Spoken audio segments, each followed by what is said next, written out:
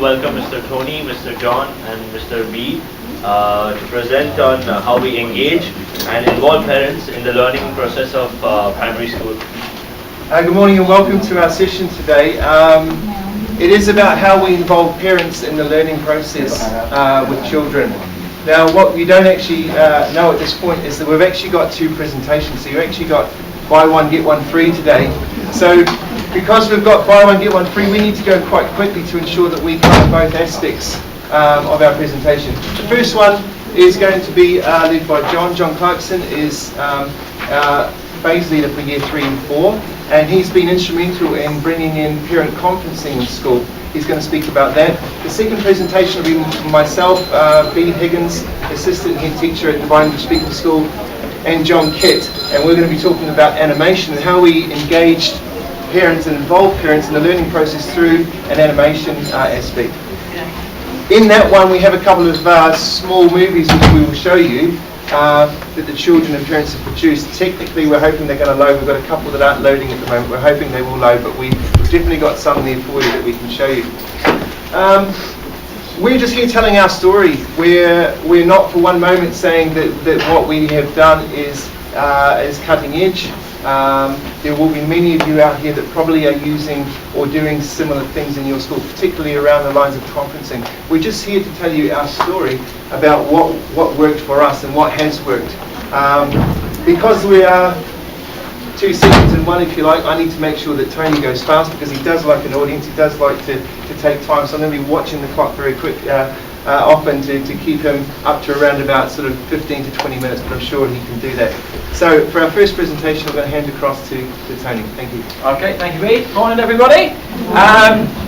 The people confident. I'll just give you a little bit of a story how it came about. In our year teams at school, we were asked to do an action research project on an area that we identified ourselves. I mean, I was head of year 4 at the time, that we wanted to focus on to try and help raise the standards in the school in some way. And at our meetings we talked quite a bit about how we were trying to close the gap between the marking that we did and the students actually having the chance to respond to that, or indeed for us to have a conversation with the pupils about what our marking actually meant. So we actually looked to build in a time when we would spend with the teacher and just the child the time to talk about their work, and that's what really we define as pupil conferencing, and that's where the idea for us came from. What I'm going to take you through today is what is it, and when you say what is it, that's in terms of how we see it and the sort of definition that we at DES and at year 4 sort of have come up with. It might be very similar or different to something that you've used or researched yourselves, but it's how we see it, why we do it, and then of course the reason that we're here today is to how that involves the parents. So from our perspective, the pupil conferencing is a one-on-one, child-led conversation about their learning and the skills that they need to learn. And I'm going to refer back to 2 aspects of that quite often. The one-to-one part, but the importance of it being child-led. Why we did it is because we wanted our students to take empowerment for their own learning. We wanted the students to become more focused on themselves so that they could identify their own strengths, their own weaknesses. And it's important that we didn't just concentrate and focus on asking them what they felt they weren't particularly strong at or what they needed to work on, but also from the self-esteem aspect, that the children were given the chance to actually identify the things that they've done well, the targets that they've met, and then obviously following that, well, what do we need, or what do they need to do next to move themselves forward? So that was the rationale behind why we were doing this. What was the process? Well, initially we started, and I haven't bought copies for everybody because it's kind of personalised a little bit to our curriculum. We gave each of the pupils a booklet like this which sort of talked them through their learning journey, and inside here they were given time and we took them through it step by step, bearing in mind the children are year 4. There's a page about themselves as a learner, and it looks like there's a whole load of text on there, some of which you'll see in a little bit when we get on the slide, but the children will highlight the phrases that would be pertinent to them. So when they're talking about themselves as a learner, are they enthusiastic, keen to answer questions? Do they talk too much? Are they easily distracted? Those sorts of issues came out. What kind of learner are they? Their responses when they're working in pairs, in group works. All of those skills that and opportunities that we try and encourage them to have and give them in lessons. Well, how did they feel about that? Some of the children personalised it themselves. They might have traffic lighted it, for example, and put yellow, green or red depending on how strong they felt they were. So again, as we went through it, we talked about what the possible reasons behind their answers would be, but we encouraged them to say there isn't a wrong answer, because it was the child's perception of themselves. And that's back to that child-led. It's not what we believe the child is seen as. And when we talk about how we involve the parents, it's changing the parents' perception to think, oh, that's how my child sees themselves. So how can we work to help them from their perception rather than as a teacher or as a parent? So the children filled in these booklets, and we did it together, and they used their books to find evidence. They put post-it notes in where they felt that they'd met targets and had successes, or they put post-it notes in on areas where they felt, for example, their punctuation was weak, or they found a particular area of numeracy difficult. And then we built in time for the pupil-teacher conference. Now, within a full timetable, this was quite a difficult task to do, but because we actually felt it was such an important thing, we made time and we built it into our timetable that we would spend 10 to 15 minutes with each child in our class over the course of a week to 10 days. So obviously that meant we set up the rest of the class working independently, or if we had a teacher assistant with us to do that, or perhaps we used the odd one before school break times. So we'd spend 10 or 15 minutes with each child, and they would then discuss what was in this booklet. And that discussion was led by them. Our job as a teacher was merely to ask them questions about what they put in there. About, oh, what was the reason behind saying that? What makes you think you're good at that? How do you think you could get better? So the children were coming up with the answers themselves, the solutions to their next steps, and identifying and saying themselves what they were good at. And then we took it a step further than that in terms of, we then invited the parents in to do exactly what we'd done with their children. And that was something that we didn't actually envisage doing from the start, because we wanted to do it as teachers, but because we saw it as being so valuable and quite powerful to listen to the children and give them that opportunity, we wanted to give the parents the opportunity to hear their children as well, and to hear their children speak in their environment, so in school, in their classroom, where the children felt much more safe and more confident to talk about their learning, because the parents were coming, as it were, to their house, as opposed to the children being at home with the parents. So what we expected of the parents, I started with a presentation in the gym with all of the parents, and I spoke to them about what I wanted from them, because their role was actually key to whether or not this was going to be successful for them. And when they were confident in it with their children, I was encouraging them and guiding them to using coaching style questions, to move away from a command and control style approach whereby the parent is telling the child what they need to work on, when they need to do it, and what they should be doing, so that they were becoming much more solution focused, so that the children would identify, Mum, this is what I need to work on. And through the questioning from the parents, the skilled use of questioning, which I gave them a list of prompts, and I'll show you some examples in a second, that the children were able to say, well, I'd actually like to do that every evening, or I'd like to do it on a Saturday when I have free time. So the children are coming up with solutions to actually moving themselves forward, rather than the parent turning around and saying, you must do your homework now, or you need to work on this timetable now, or whatever it might be. So what it looks like, that's just on the, if John just zooms in, that was just one small aspect of the booklet, and this actually mirrored a section on our school reports. So the parents got both the teacher's perception and their child's perception of them in these areas of behaviour, concentration, etc. So that was just an example of what a child's might look like. So I was trying to explain to the parents how these are the sorts of questions you can ask to do with that, rather than saying, behaviour good, why aren't you outstanding? You're outstanding, aren't you? That sort of approach. The parents, okay, well, why have you said you're good? What makes you think that you're good? What could move you from good to outstanding? When could you start to do that? So they're actually involving the pupil in that discussion, and the pupil's coming up with that solution, as opposed to the parent telling them what it is that they need to be doing, what it is that they should be doing.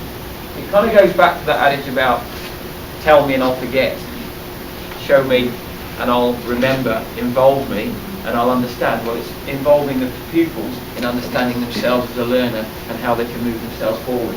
That was just another example of a question that I gave, what helps me learn in numeracy? And a couple of responses were like my mum, or a couple of other children said working with a partner. Well, I was trying to put the message to the parents, say that whatever answer the child put, it was put for a reason. So not to say, no, I know I help you, but what else helps you, and try and get the response that the parent thinks they want to hear. Is to actually go, okay, So if mum does help you, then, well, how do they help you? So again, the parent can see in another way that they can continue to do that to help their child with their learning. And well, what do I want to improve on? When the children identify their next steps. Came up quite a lot in year 4, division with chunking and fractions. Well, it was not a case of, okay, the parent turning around and saying, right, well, I'm going to get a textbook on fractions, you're going to do a worksheet on fractions 3 times a week, or you're going to get on Maths Whiz and you're going to do... What we wanted the parents to do is ask the children questions so that they would come up with a solution. They've already done the hardest thing, which is identify an area that they find difficult. The fact that they've identified that area would suggest that it's something that they want to improve on. So by asking key questions like, well, what do you need to do? The child can then think, okay, well, I need to practice. Okay, well, when can you practice? Okay, I could practice after school. Okay, well, what are you going to do after school? What could you do? Well, I could work with you. Would you prefer to work with me? So it's that sort of question. So the child ends up with a solution themselves, again, so the parent isn't just telling them. And there's a couple of pictures of what it looked like. So we... the parents working with the children. They just came into the classroom. They moved into the classrooms after we'd done the presentation in the hall. And then it was just thinking about what impact that it had. Well, we do coffee mornings when I might present to the parents in year 3 or year 4 about numeracy strategies, for example, or about how to help support your child in writing. And you tend to get 60 to 65% attendance, which is seen as pretty good. But when I put this on and sent the letter out for the first conference, we got virtually 100%. There was only 2 pupils who didn't have at least one parent there. A lot of them had both their parents there. So initially, that could have been down to curiosity, or this is a new initiative, we haven't done this sort of thing before. But every time I've repeated it, the parents came back again with the same level of attendance, if you like. So obviously, they saw a huge benefit on it. I actually did feedback forms as well for the parents. All bar one was completely positive, and the negative one was actually a comment about the tea and the coffee that we put on wasn't particularly nice. So we were able to rectify that pretty quickly. And they requested that we do it more often because it was an action research that just started we started in year 4. By the time we repeated it in term 3, they asked, well, is this going to happen in year 5? Is this going to carry on? So that's kind of where we are now. That we're going to try and take it I'm going to take it down into year 3, take it into year 5 and take it into year 6, so it's a real continuation across the school. And then obviously the most important thing is the impact on the learning. I mean, the parents saw the benefit and enjoyed that sort of engagement with their pupil, but the pupils, by the time they get to year 6, they've gone through this process from year 3 where we look to start it, their engagement and self-awareness is going to be far, far more advanced than before we started that. We started it in term 2 and we repeat it again in term 3. Well, the difference in the level of conversation we were having with the children at year 4 age in term 2 compared to term 3 was massive. It was massive with what they were able to identify. It also was a great teaching tool because I'd be talking in the class and I'd say, well, remember what you said you were going to do? And that child would go, oh yes, it might have been to do with concentration or focus, or it might have been to do with a particular target. But because they'd come up with it, it was like a classroom management tool. It was an easy one for me to use to throw back to the child, which actually made them improve their own learning themselves. And also from the parents' point of view, a huge number of them said they had no idea what their child's perception of themselves was, generally within school and generally and themselves as a learner. So that's where we are with it at the moment. I've now moved, I'm now teaching year 3, so I'll be taking it into year 3, but across the school we aim to go from 3 to 4 to 5 to 6 and work it to begin with in year 3, just in term 3, because the children need to have a certain level of maturity to be able to access and have that conversation, and then we go through year 5 and year 6.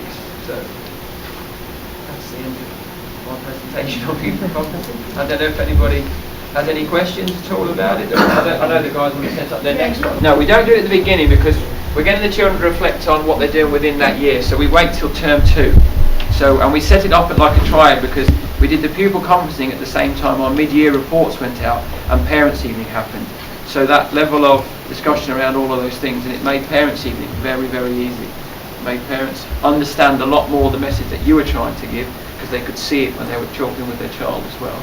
You know, we talk to the children about, obviously, as I'm sure you do, that it's about how you improve, whether or not you're moving from 3 out of 20 to 4 out of 20 or 15 out of 20 to 16 out of 20. We didn't put anything specifically in place because I think the children have an awareness now of their own ability within the class, but do they have, what we were trying to go is a little bit deeper into that, is that, okay, if you are struggling in that area, what could you do to get better? And the message was everybody can improve, and we want everybody to try and identify how they can improve. So we didn't put anything particularly in place to sort of try and negate that, but we didn't actually see it having an effect that the pupils were far more aware of how much better or how much worse they felt they were compared to somebody else. So thank you very much to Tony for that one. Our second one, as I said, it's a buy one get one free. This is something that myself and John Kett, who's Deputy Phase Leader Year 3 and 4, are very, very passionate about. What we wanted to do was we wanted to involve parents in the learning process in a different kind of way. And what we did is we chose animation. I cottoned on to this idea from a conference I attended, and I came back to school and I spoke to John, who's very technical, and I knew that John had done a lot of animation in his previous school. So it was my thoughts and feelings around and how we could do it, and then I employed the expert, if you like, the technical side. And it was to do with animation. Now, why animation? We chose animation because it's very, very difficult in life to set a parent and a child as equals in terms of learning. Because parents, by nature of being parents and by being older, they have always experienced something before. And they have a working knowledge of it, an understanding of it. With animation, the parents were at zero. They had no prior experience. They were not the expert. And the child was also at zero. So that's why we say it was a unique opportunity, because they were both learning together from scratch. And to be quite honest, the power was actually with the child. And the power was with the child, not because they had animated, but because they had some ICT or IT capabilities which many of their parents did not have. So the power shift moved from parent to child.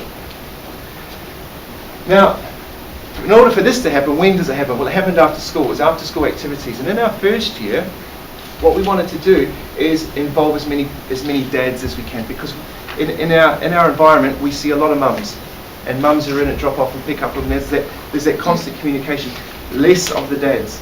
So we actually set up the first session at 5 o'clock in the evening, so the children would go home and they'd return to school at 5 o'clock in the hope that we would get some dads involved in the process. We pitched it at year 5. We thought, step down from year 6, everything seems to be provided for year 6, let's pitch it at year 5 and let's ensure the parents are involved. The parents had to sign up to a contract and they were committed for the sessions. They couldn't come one week and not come the next, because that's not the way it works. They're committing to the learning process with their child. We did get some dads involved in the first year, but probably not as many as we anticipated. 5 o'clock is actually still too early for a lot of dads. It's just too early. Into the second year, we moved that back into the normal activity program where a mum could pick up the children after school and attend the after school activity program. So that's an aspect there. It's about engaging with your child's learning and working as equals, as I said. That was the power of it, working as equals. We also wanted them to understand what it's like to learn again and what it's like to be a child in our school desks and how we expect children to learn at desks. So we ran them through similar types of things. We talked about making sure that you are communicating effectively, because you are a team. You might be mother and child or father and child, but you're a team. You've got to communicate effectively. You've got to be problem solvers. We're not going to give you all the answers. We'll give you guidance, but you need to solve these problems for yourself. Okay? You need to collaborate. You need to work to deadlines. You need to work to the constraints that we put around the various projects.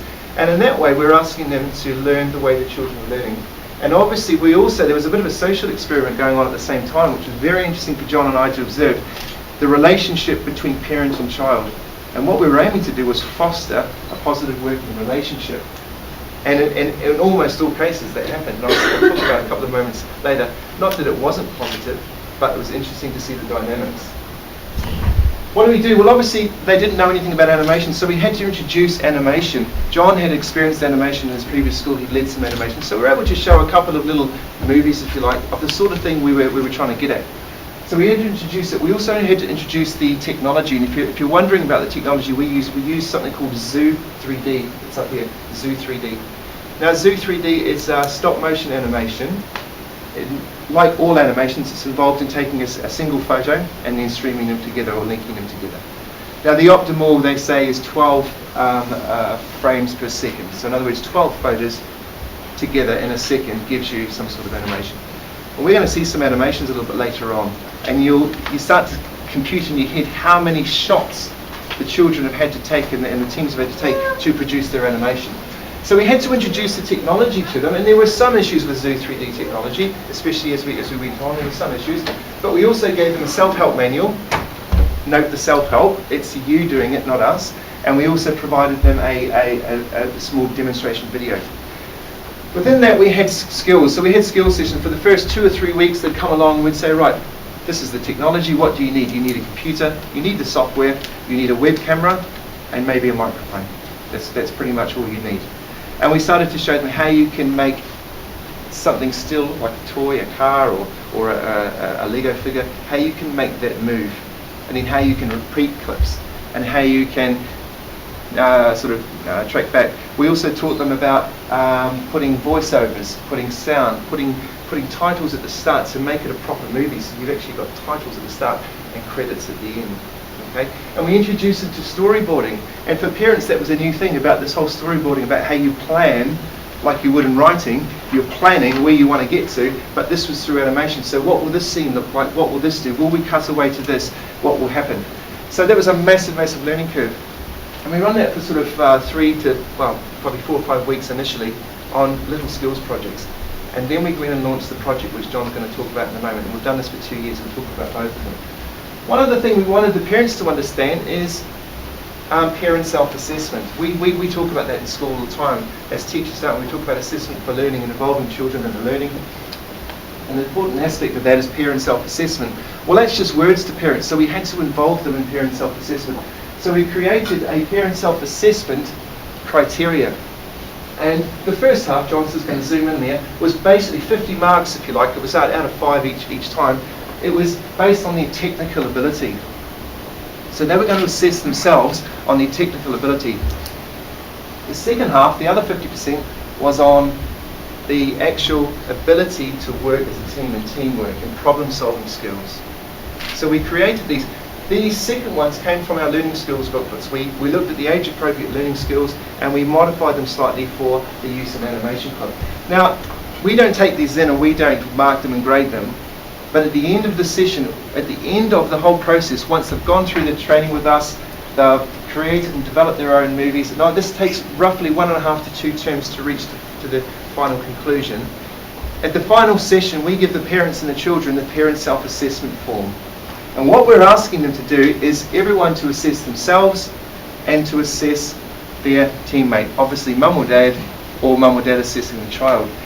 And it was a really, really interesting experiment. So the child sits there and they've got 2 sheets. This is an assessment of bead by bead, and this is assessment of bead's mum by bead. And the parent did the same thing. And then all we simply asked them to do was to take those away and discuss them. They were interesting. They were really, really interesting. And you heard conversations from a parent like, why did you grade me a 1? Because you don't listen to anything I say. You didn't listen to me, you know. Why did you grade me a 1 for my technical ability? Because you don't even know how to turn on the computer. All right? Now, you could say, well, that's a little bit sort of negative, but it was actually very, very positive, and it was a little bit of a self-realization. Obviously, also, you have those that I'm a 5 in everything. And often that tended to come from the children. The parents were far more realistic about their own performance. So that became a really, really important aspect. What I'm going to do now is pass over to John, and we are relieved because we can see these movies have loaded. John's going to talk about the first year, what it was about, and the second year, and we're actually going to have some fun and just watch the movies.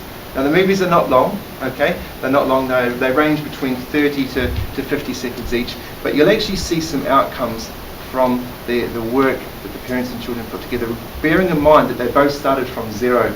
They were 0 in this process. They were learning together, and we were engaging the parents to learn in that process. Good morning, everybody. So this was our first year. We set the children, after we'd obviously gone through the skills and so on, we set the children a design brief. We weren't sure how wide to make it or how narrow to make the parameters of that brief. So we went wide with it just to see what came up. It's our first year. We were very much seeing where things would go with it, and it was a bit of a social study as well. The design brief for the children was staying safe. There was quite a lot in the media at that time about children out on the roads, outside schools and so on, but then we thought actually if we went wider with that, being here in Dubai, we always telling children about sun hats, putting on sun cream, we just left it as staying safe and see how the children would respond to that. And there was one added dimension to it, was it has to be child friendly. These are videos that we said, depending on how successful they were, that there was a final product at the end, would be shown in an assembly. So we said your target audience has to be someone either of a similar age or slightly younger in the school. And then again, it was putting the child actually at the centre of that learning process, because the adult then had to be quite dependent on talking to their child about saying, well, what ideas have we got, where could we go with that? And again, with the child often having quite a lot more ICT skills, we're just going to show two. There were about 10 animations that were shared. We're going to just share 2 of them because of time allowing and so on. And so this is the first.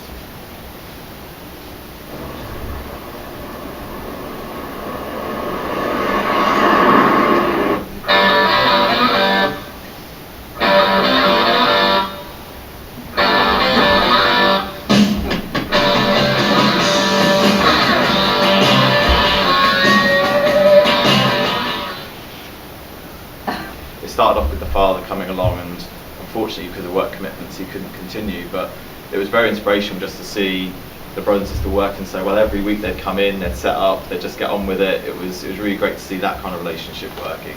As Mr. Higgins said before about the self-help, we gave the animators, the parents and the children everything they needed. So it was like videos, booklets. We'd obviously gone through the activities of the skills-based training at the beginning together in school, but then we said if you want to be working on this at home, you've got everything you need to keep going with it. And actually the next animation we're about to show, it was a mother and her son, but then like dad gets involved, brothers and sisters get involved as well, and these actually a lot of them ended up being sort of family affairs. So here's the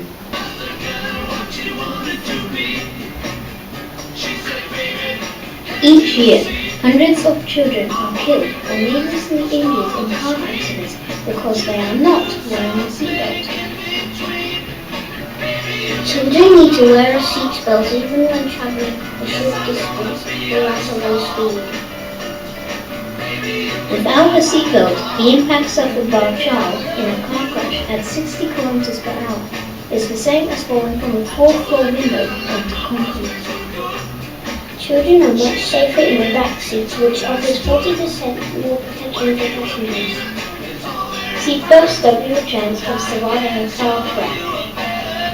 Seatbelts save lives. No belt, no rings. Buckle up and arrive alive, because children are irreplaceable. Which brings us into our second year. Now initially we produced a film of it. It's too long to show here. It was used at the Emirates Festival Literature Fringe Festival alongside a dance that the children at school had produced on the theme of Pirates of the Caribbean.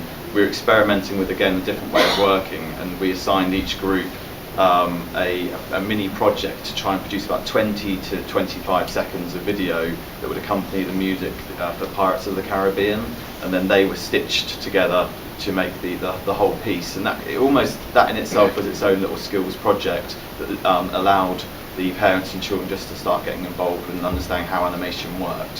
What it didn't do was allow people to put in their own soundtrack, add the title credits and so on. And so for that, last year DES was celebrating its 50th anniversary, and so we just launched quite a wide design brief saying something, a piece of video that celebrates DES and what it means to you, and we kind of left the children with that. I mean, there were other resources to complement it as well, such as old photographs, the school logo. We made copies of these available to the animators just to see how they wanted to use them, what they would make of them. As Bede has been saying before, there's very much been 2 strands to the animation. It's been the skills, it's been the ICT element of animation. Can you do it? Can you make the film? But there's also been the the sort of the learning skills side of things, whereby can you work in groups, can you collaborate, can you listen to ideas and develop those towards the final product as well. And what we found particularly in the second year was like we talk a lot about the 5 R's in school, and to have children and their parents show great resilience. I mean, this first animation is a really good example where the mother and the child, they had animated, they'd lost their work, they tried to put soundtracks on, it hadn't worked, and they just kept on working through, finding ways to overcome those technical difficulties to the point where they're almost about to say, look, we don't think we're going to be able to finish it. But again, they said, right, they get one last push, we're actually going to work on this together, we're going to give it a weekend, and this is what they produced. And it, I think it's a real testimony to the club and what we were trying to achieve through it. And there is love for the one, and for the promises there is the song, and sees the day on the end. Projects as a whole, what worked? There was a shared learning journey, parents and children, which is what we were looking for. Sometimes strained, but on the whole very positive, fostering of relationships between parents and their children, having to be in a situation where the skill was new to both, and having to collaborate on that. The development of ICT skills, it's certainly made us aware of what our capabilities are and what resources we have at school that we can use, not just for after school clubs, but also in lesson times as well. They produced their animated films, and the culmination of all this was a whole school assembly whereby the parents and the children were interviewed about how they felt the experience had been for them, and of course the work was celebrated as well, which was just fantastic for have an audience for what the final products were. Just going to leave you before final questions, just leave you with one more video, and I hope you've enjoyed the presentation.